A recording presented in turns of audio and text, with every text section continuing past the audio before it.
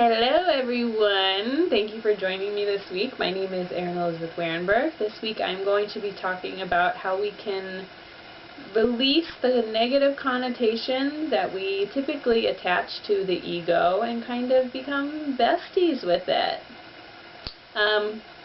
So our ego, I've talked about this in a few videos, it's language I use a lot. The ego is a part of our mind that wants to make us separate, that wants to make us think we're the most special, we're the best, everything revolves around me, blah, blah, blah. And a lot of times our ego is attached to a negative connotation.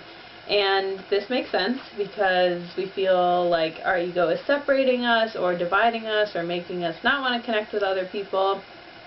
And that is kind of the root of the negative connotation of the ego, when actually we can switch it to become friends with our ego if we just can learn to just observe what our ego is teaching us instead of just being like, oh my god, I'm having these thoughts, everything's horrible, I'm such a bad person, why can't I be more peaceful? Because the truth is the programming around us encourages us to separate, divide, make us feel like we're better than all the time, and that is never going to go away. Sorry, no matter how much inner work and self-peace you find, those thoughts are always going to come, and the ego is always going to be there to help judge and separate.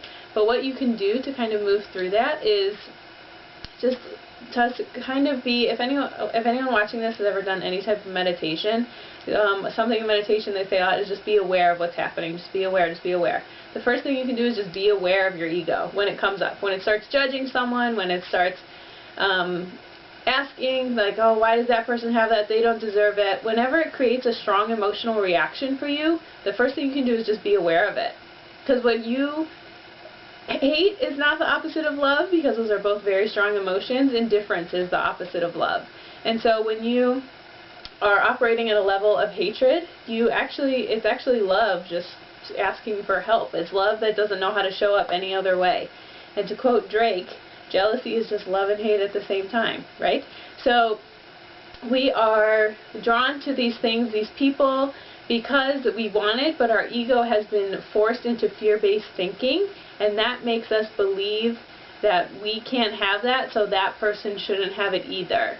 Or we're not letting ourselves be like that, so the ego says they can't be like that either.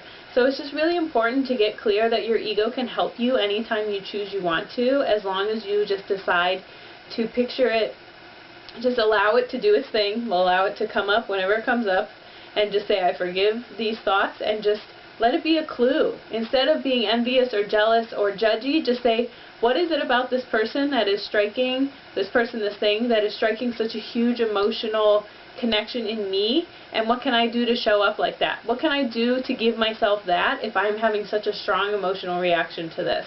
And you might not get the answer right away. You might have to keep asking, you might have to move through more work with your ego to do that, but you do not have to live in fear of your ego, and you don't have to live in guilt or shame of your ego. Because like I've talked about before, guilt and shame are two of the lowest vibrating emotions, and they freeze us a lot, and we can't really move forward with it, with anything when we feel guilt or shame.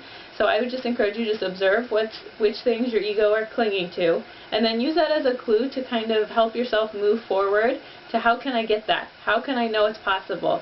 And you know it's possible because you see someone else having it. So how can you take that skills and information and just apply it to your own life so you can start to have some more of those things too? So if this has resonated with you, I would love to hear the ways in which your ego most attacks and how you are choosing to frame it differently. So let me know in the comments below.